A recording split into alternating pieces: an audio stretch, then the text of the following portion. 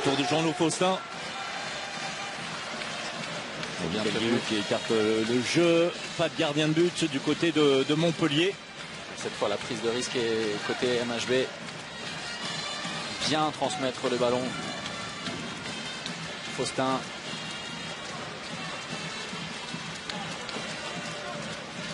Et Montpellier en temporise clairement. C'est mal parti. C'est mal parti.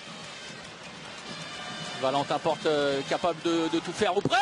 Et de l'autre côté, c'est Baptiste Bonnefond. Au bout de la possession. Tir coin long cette fois.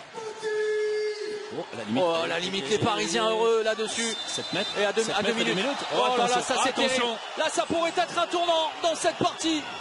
Avec un nouveau ceinturage. Et l'exclusion pour 2 minutes de Baptiste Bonnefond. Il le sait, fautif là-dessus. Sur cette intervention en retard. Ça c'est certain. La tentative de demi-tour contact. Et il est au contact, il est derrière. Luka Karabatic exploite bien. Alors qu'on revoit le Baptiste Bonnefond en attaque. Sur 2 buts sur 2 tentatives. Mais le problème, c'est vous le voyez, ces 2 rectangles rouges, 2 Montpellierins exclus. Et le problème pour le pauvre Vincent Gérard, c'est qu'il ne sait plus quoi faire face à Michael Hansen. Il était obligé de jouer l'intox, comme aime si bien le faire Yann Gentil de temps en temps, et être sur sa ligne. Et que voulez-vous faire? C'était la super intox, ça quand même. Hein. C'est-à-dire sur sa ligne et d'un côté, laissant le but totalement ouvert de l'autre. Oui, 28. Et le banc réclame, regardez le bras en l'air en bas de l'écran de Michael Hansen, c'est parce que le score n'était pas identique sur le tableau de marque de l'Arena. Bonne défense. Une nouvelle fois de Benoît Kounkoud, qui n'a plus rien à voir avec le Benoît Kounkoud de l'entame de la rencontre, parce qu'il a remplacé Lucas Ballot, Capricci. Les explications, attention. Ça n'est pas sifflé.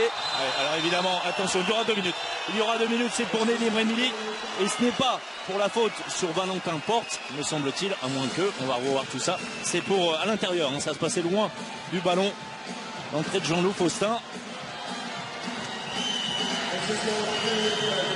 Et Nedim. Regardez, on va le revoir avec cet angle-là. Regardez, Nedim Remili, le combat pour l'entrée en deuxième pivot. Et il est tenu par le maillot. Derrière, c'est une bonne défense sur Valentin Porte. Ça se discute. On va dire que les Montpellierins ont bien joué le coup. Dans une propension peut-être à ce moment-là de compenser la double infériorité numérique des Montpellierins. Jean-Loup Faustin qui s'essaie au duel. Pas simple. Avec Nicolas Karabatic. Il n'y a pas de solution, attention. Il est passé, Truchanovicius. La défense parisienne sur le reculoir. Et le nouvel avantage en faveur de Montpellier. Le temps s'égrène. Oh, le scotch de Sander Sagosen et derrière la récupération du ballon. Quelle défense de Montpellier là-dessus. Alors, on prendra le terrain qui va être essuyé. Ça va nous permettre de revoir le but de Truchanovicius, le 1 contre 1 une nouvelle fois face à Molgarde en difficulté. Et ce contre de Jean-Loup Faustin face à Sagosen, libre de tout mouvement. Et on l'a vu sur la fin de l'image, la rage de Faustin. Avec les Blue Fox qui vont jouer leur rôle, qui doivent jouer leur rôle.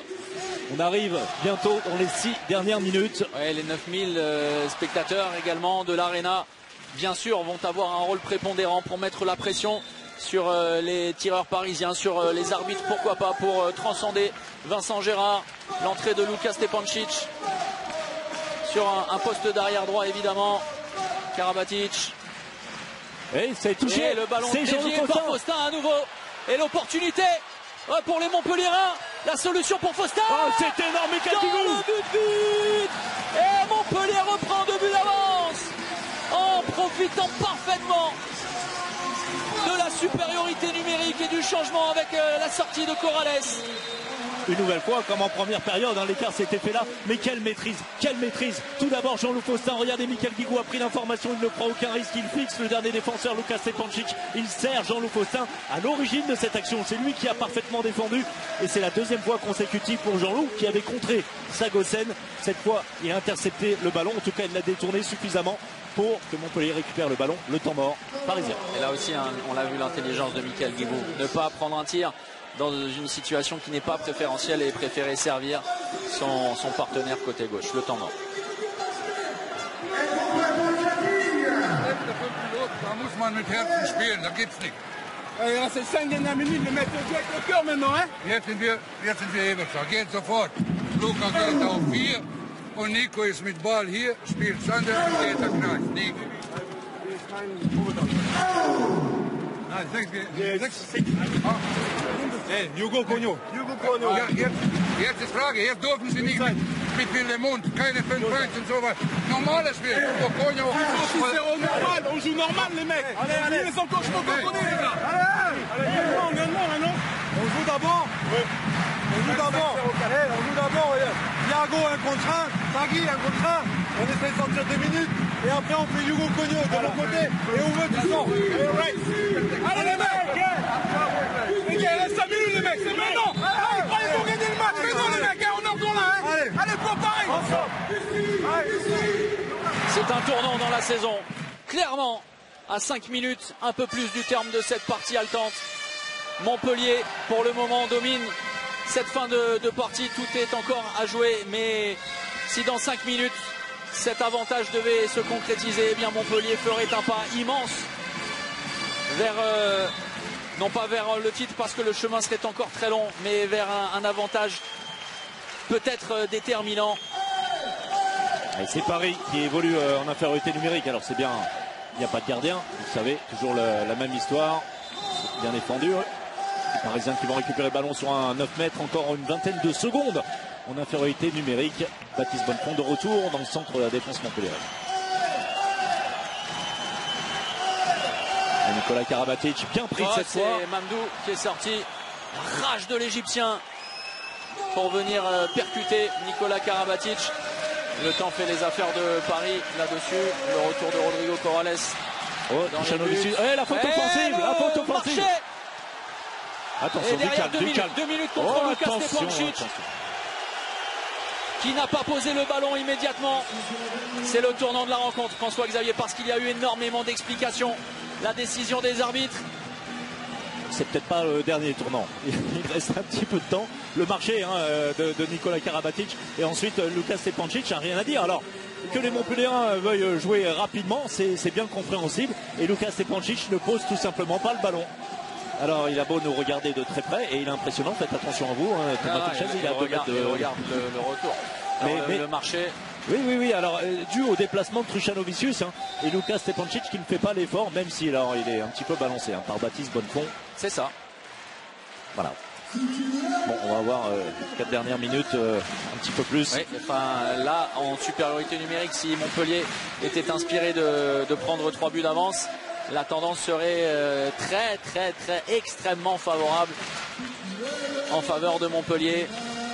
Valentin Porte pour Baptiste Bonnefond, la passe sur Théophile Cossé, l'arrêt et l'arrêt de Rodrigo Corrales qui entretient le suspense. C'est le premier, de Corrales. Le retour de Nedim Remili. Et pourtant un l'angle énorme, la bonne passe sautée de Baptiste Bonnefond pour Théo Cossé.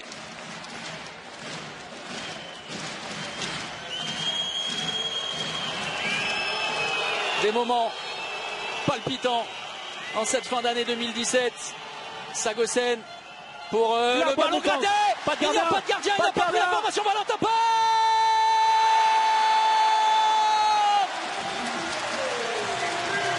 Et Montpellier vient mettre un coup terrible sur la tête des Parisiens. C'est peut-être une partie du championnat qui est en train de se jouer. Truchanovicius, attention à Baptiste Bonnefond, il va être exclu, trop d'engagement de la part de Baptiste, manque de contrôle à ce moment-là. Et vous avez vu le calme et la sérénité de Valentin Porte qui tout de suite est allé lui dire de rester concentré surtout. Ouais, superbe cette image, merci Fred Godard et toutes les équipes derrière les caméras. La rage d'un garçon qui a été éblouissant, le meilleur joueur du mois de novembre. Et non, 9 sur 10 dans un match comme ça, lui utiliser toute la partie face à Nicolas Karabatic, que ce soit en défense ou en attaque. Attention pour Paris. c'est une balle de match. Disons-le clairement. Paris, supériorité numérique. Oui, et pas un cadeau pour Gensheimer agressé. Attention, Gensheimer. Oui. Attention, là, les explications avec Théophile Cosset. Les esprits s'échauffent. La tension est extrême. C'est Gensheimer. Alors l'intervention de Théo Cosset virile sous les yeux de Ludovic Fabregas. Mais c'est Uwe Gensheimer, on le verra peut-être, qui attire Théo Cosset. À lui, il l'emmène dans les panneaux. Alors là, oui, ok, c'est dur. Et ensuite, regardez, c'est lui qui appuie avec son coude sur la tête. Impossible pour Théo Cosset. 2 minutes pour Uwe Gensheimer et Théophile Cosset. Eh bien, il va y avoir de la place sur le terrain.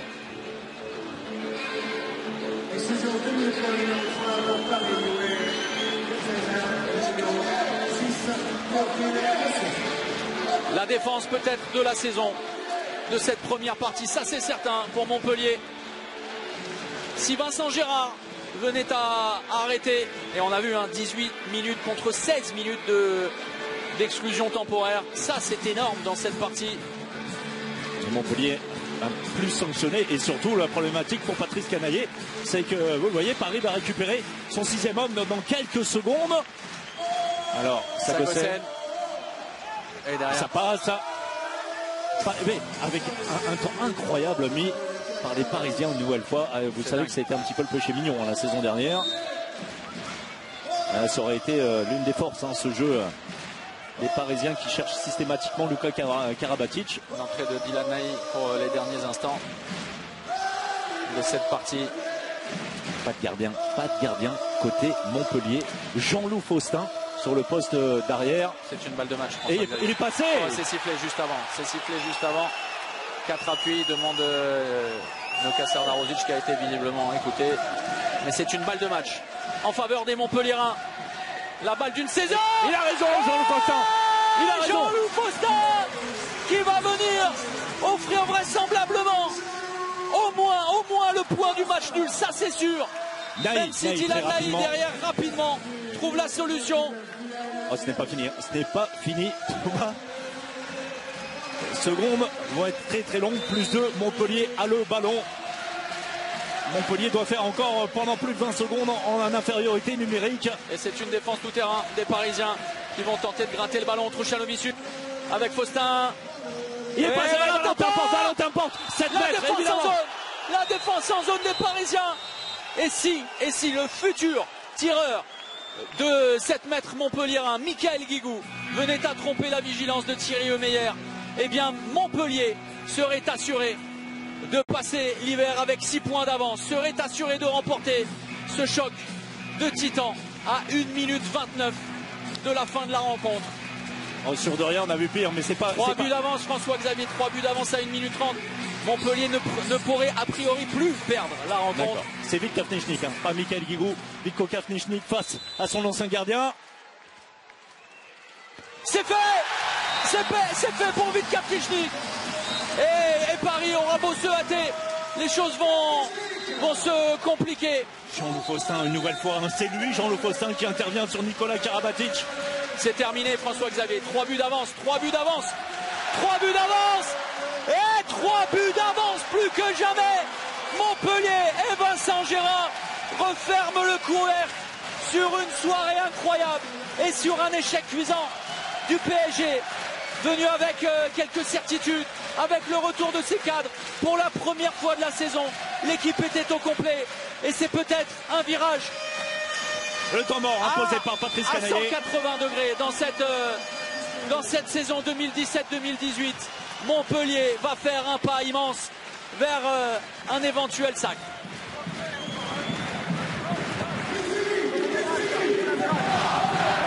Ne prenez pas de 2 minutes là, hein. Ils vont monter, Lucas. Ils sont combien là? Non mais attends, Baptiste, tu vas te placer ici là. Ok. Jean-Loup, tu vas te placer ici là. Mika, tu vas te placer ici. Valentin ici. Ok. Jonas, tu vas te mettre à l'intérieur, tu vas te démarquer. Et Vitko, tu vas. Qu'est-ce que j'ai dit? Et Vitko, tu vas te mettre ici. Ok. Écoutez bien. On écarte pour Mika, on va chercher les jets francs. Quand il y a des jets francs, faites-les reculer. Ok. Après, vous faites le repli défensif, ça prend nos 2 minutes. C'est important les buts. C'est important les buts. D'accord, c'est important. Si ça monte trop haut, toi, tu peux rentrer à l'opposé de la. Ok. Alors, les gars, c'est important, ça doit marquer, les gars. Il faut marquer. Les gars. Allez. Il est pipip, les gars.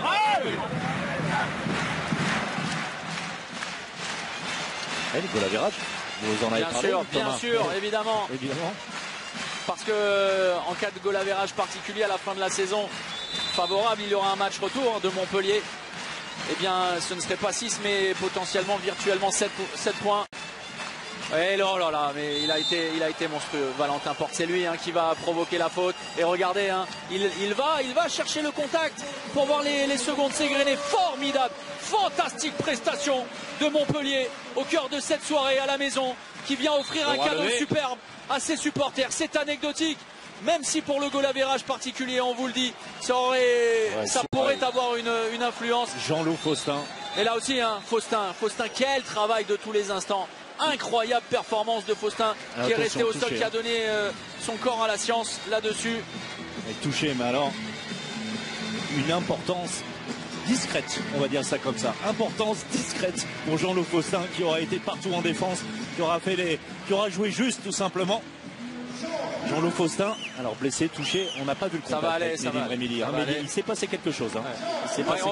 On va demander à Fred Godard de nous recaler tout ça sur le contact avec Faustin, et qui réclamait autre chose, et qui estime lui avoir été bousculé. Alors au contact, tout est ok. Non. Au contact. Incroyable et sincèrement, François Xavier, alors que la partie est terminée, on va louer l'artisan de ce succès. Attention, là, ça va aller. Le match est terminé. Patrice Canaillé, là aussi un grand artisan, sublime artisan de ce succès, totalement mérité pour Montpellier, victorieux 33-30, 6 points d'avance désormais sur le PSG. Terrassé ce soir dans une Nantes qui a vu tellement de succès magnifiques se dessiner. Montpellier fait un pas, ça c'est certain, important, vers un sac.